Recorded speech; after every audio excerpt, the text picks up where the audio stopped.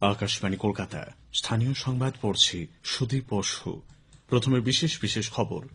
ভারতে করোনা প্রতিরোধে জোড়া ভ্যাকসিনের অনুমোদনকে প্রধানমন্ত্রী নরেন্দ্র মোদী স্বাগত জানিয়েছেন। বলেছেন, দেশকে কোভিড মুক্ত করার কাজে গতি আনবে এই পদক্ষেপ। করোনা আবহের মধ্যে গঙ্গাসাগর মেলায় পরিকাঠামোগত বিষয় নিয়ে রাজ্য সরকার আজ রেল কর্তাদের সঙ্গে বৈঠকে বসছে।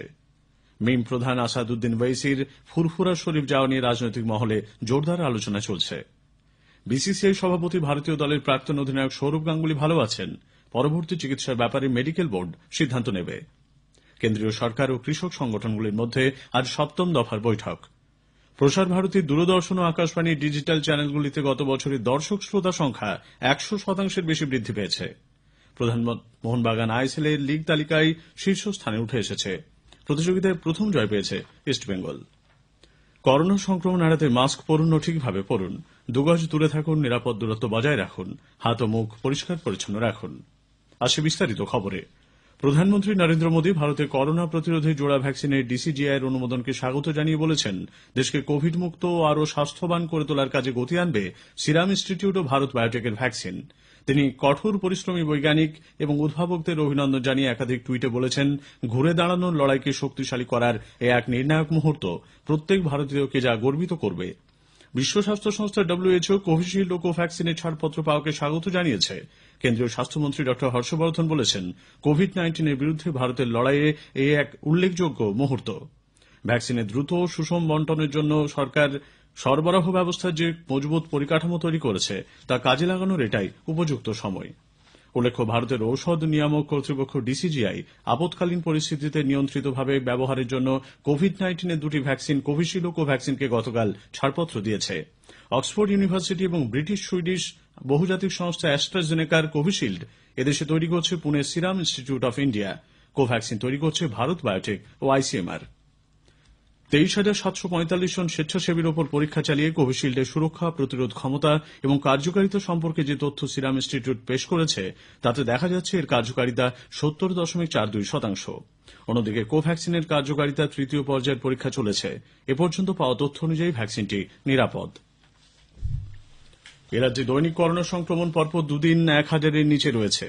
তবে নমুনা পরীক্ষার সংখ্যা উল্লেখযোগ্যভাবে কমেছে। স্বাস্থ্য দপ্তরের সর্বশেষ বুলেটিন অনুযায়ী একদিনে নতুন করে সংক্রমিত ৮৯৬ জন। এ সময় সুস্থ হয়ে উঠেছেন ১,৪৩২ জন। নমুনা পরীক্ষা হয়েছে ৩২,২৫৬টি।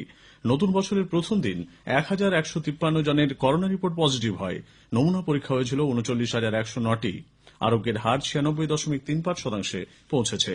একদিনে মারা গেছেন ২৬ জন রোগী, ফলে মৃতের সংখ্যা ৯,৮০০-র কাছাকাছি পৌঁছেছে। ব্রিটেন ফেরত আরও ৪ বিমানযাত্রীর করোনা পজিটিভ নমুনা হওয়ায় বেলেঘাটা আইডি হাসপাতালে তাদের ভর্তি করা হয়েছে। অধ্যক্ষা অনিমা হালদার জানিয়েছেন, এদের নিয়ে এখনও আইসোলেশনে রয়েছেন মোট ৬ জন। সংক্রমিতদের শরীরে বিশেষ স্ট্রেনের করোনা ভাইরাস রয়েছে কিনা তা জানতে কল্যাণীর জিনোম ইনস্টিটিউটে নমুনা পাঠানো হয়েছে। করোনা আবহের মধ্যে আসন্ন গঙ্গাসাগর মেলায় সংক্রমণ প্রতিরোধে কি কি ব্যবস্থা গ্রহণ করা হবে তা নিয়ে রাজ্য সরকার আজ রেল কর্তাদের সঙ্গে বৈঠকে বসবে। নবান্নে প্রস্তাবিত এই বৈঠকে মুখ্য সচিব, স্বরাষ্ট্র সচিব, স্বাস্থ্য সচিব ছাড়াও পূর্ব রেলের আধিকারিকরা উপস্থিত থাকবেন বলে জানা গেছে। গঙ্গাসাগরে যাওয়া তীর্থযাত্রীদের কোভিড পরীক্ষা করার জন্য শিয়ালদা স্টেশনে একটি পরীক্ষা কেন্দ্র খুলতে রেলের কাছে ঘর চাওয়া হয়েছে।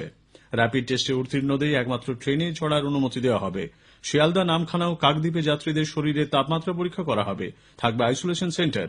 ভিড় এড়াতে নামখানায় ২টি এবং কাকদ্বীপে অতিরিক্ত ৩টি বুকিং কাউন্টার খোলা হবে বলে রেল সূত্রে জানা গেছে। আগামী ৭ থেকে ১৬ জানুয়ারি পর্যন্ত কাকদ্বীপ নামখানা শাখায় দৈনিক আরও অতিরিক্ত ১৫টি ট্রেন চালানোর সিদ্ধান্ত হয়েছে। বিজেপির রাজ্য সভাপতি সাংসদ দিলীপ ঘোষ গতকাল পশ্চিম মেদিনীপুরের খড়গপুর লোকাল থানার মাতকাতপুরে আপনার মতামত বিজেপির ঘোষণাপত্র শীর্ষক এক কর্মসূচির সূচনা করেছেন। আসন্ন বিধানসভা নির্বাচনকে সামনে রেখে একটি ট্যাবলোরও সূচনা হয়। রাজ্যের প্রতিটি বিধানসভা কেন্দ্রে ট্যাবলোটি ঘুরে প্রচার চালাবে। এতে থাকা অভিযোগ বক্সে স্থানীয় মানুষ শাসকদের বিরুদ্ধে তাদের অভিযোগ জমা দিতে পারবেন, জানাতে পারবেন মতামত। কলকাতার প্রাক্তন মেয়র, বর্তমানে বিজেপি নেতা শোভন চট্টোপাধ্যায়কে আজ বিজেপির একটি বাইক র্যালিতে যোগ দেওয়ার কথা। মোমিনপুর থেকে মুরলীধর সেন রোড পর্যন্ত রোড শো করার কথা থাকলেও পুলিশ এতে অনুমতি দেয়নি বলে বিজেপির অভিযোগ। ব্যস্ত এলাকায় যানজটের আশঙ্কাতে অনুমতি দেওয়া হয়নি বলে সূত্রের খবর। গত পঞ্চায়েত নির্বাচনে পুরুলিয়া ও ঝাড়গ্রাম জেলা পরিষদ বিজেপি দখল করলেও পুলিশের সাহায্য নিয়ে রাতারাতি ফলাফল পদ্মফুল থেকে ঘাসফুলে পাল্টা দেওয়া হয়েছে বলে শুভেন্দু অধিকারী অভিযোগ করেছেন। তৃণমূল কংগ্রেস ছেড়ে বিজেপিতে যাওয়ার পর পুরনো দলকে আক্রমণের ধারা অব্যাহত রেখে গতকাল ঝাড়গ্রামের গোপীবল্লভপুরে বিজেপির এক জনসভায় তিনি ভাষণ দিচ্ছিলেন। দক্ষিণ কলকাতার পিসি ভাইপো কোম্পানি অপশাসন থেকে বাংলাকে মুক্ত করতে হবে বলে তিনি মন্তব্য করেন। আগামী বিধানসভা নির্বাচনে তোলাবাজ ভাইপোর পার্টি তৃণমূল কংগ্রেস তাকে আপনাদের হারাতে হবে। শুধু হারানো নয়, আমফানের টাকা চোর, প্রধানমন্ত্রী আবাস যোজনার টাকা চোর, 100 দিনের টাকা চোর, এমনকি স্বচ্ছ ভারত অভিযানের পুরো পায়খানা ঘরগুলোকে হাওয়া করে দেওয়া তৃণমূল কংগ্রেসকে একেবারে হাওয়া করে দিতে হবে। এরপর পূর্ব মেদিনীপুরের কাঁথিতে রোড শো করেন শুভেন্দু। সেখানেও এক জনসভায় তিনি তৃণমূল কংগ্রেসকে ক্ষমতা থেকে উৎখাত করার ডাক দেন।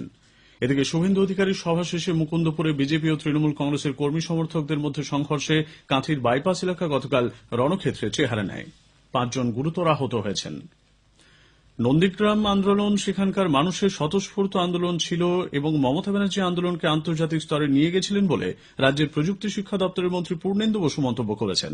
গতকাল নন্দীগ্রামের ভূতামোড়ে ভূমি উচ্ছেদ প্রতিরোধ কমিটির ডাকা বর্ষতা বিরোধী আন্দোলনের বর্ষপূর্তি উপলক্ষে এক সভায় শ্রী বসু শুভেন্দু অধিকারীর নাম না করে বলেন, আদর্শের মৃত্যু হলে সেই মানুষেরও মৃত্যু হয়।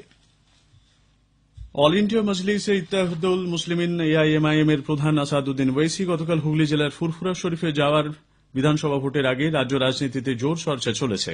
গতকাল কলকাতা বিমানবন্দরে নেমেই ওয়েসি সোজা ফুরফুরা শরীফ যান। পীরজাদা আব্বাস সিদ্দিকীর সঙ্গে ঘণ্টা দেড়েক বৈঠক করেন তিনি। পরে সাংবাদিকদের তিনি জানান, পীরজাদা আব্বাস সিদ্দিকীকে সামনে রেখে মিম পশ্চিমবঙ্গে বিধানসভা নির্বাচনে লড়াই করবে।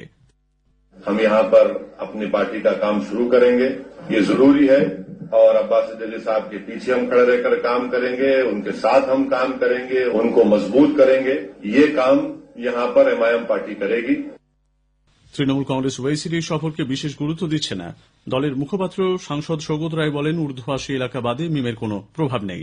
বিজেপির রাজ্য সভাপতি দিলীপ ঘোষ বলেছেন, একটি রাজনৈতিক দলের প্রধান হিসেবে ওয়েসি দেশের যে কোনো জায়গায় যেতে পারেন।